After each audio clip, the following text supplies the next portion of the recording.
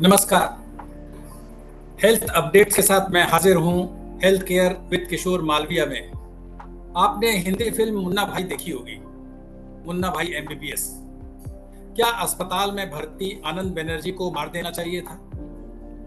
अस्पताल के डॉक्टर्स के मुताबिक आनंद एक सब्जेक्ट बन चुका था और उसके जीने की उम्मीद नहीं बची थी।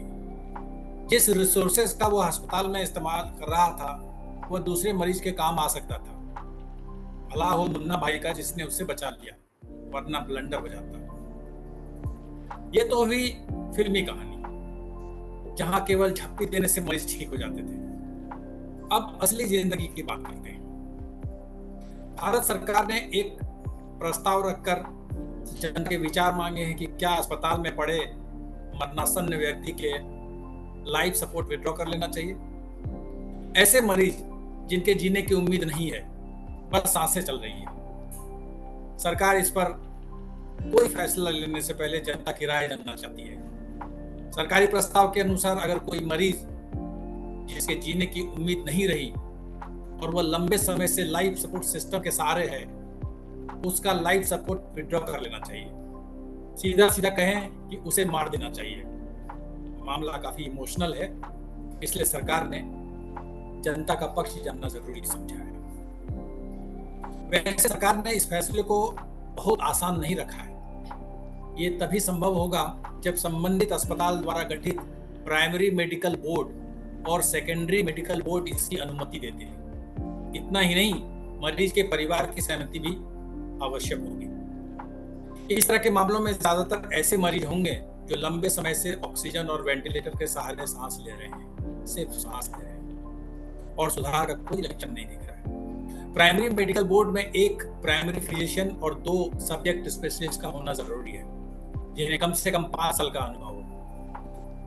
प्राइमरी मेडिकल बोर्ड के रिकमेंडेशन के बाद सेकेंडरी मेडिकल बोर्ड इसको वेरीफाई करेगा। इस बोर्ड में अस्पताल के सीएमओ द्वारा नॉमिनेटेड एक रजिस्टर्ड मेडिकल प्रैक्टिशनर और 2 सब्जेक्ट एक्सपर्ट्स होंगे।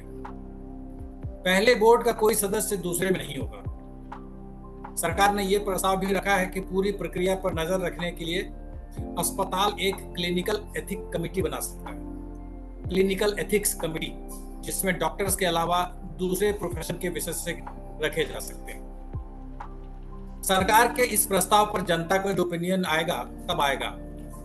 डॉक्टरों के सबसे बड़े संगठन IMA यानी इंडियन मेडिकल एसोसिएशन ने इस पर असहमति जता दी है। IMA के national president doctor RV Ashokan का कहना है कि इस तरह के फैसले से डॉक्टरों पर अनड्यू स्ट्रेस आएगा। डॉक्टरों का काम मरीज की स्थिति से उनके रिश्तेदारों को अवगत कराना होता है, आगे फैसला उनके रिश्तेदारों को करना होता है। दूसरी तरफ सरकारी अस्पतालों से जुड़े डॉक्टर्स इस सरकारी प्रस्ताव का समर्थन कर रहे हैं। उनका तर्क है कि ये जानते हुए कि मरीज का बचना नामुमकिन है, हम कोशिश करते रहते हैं।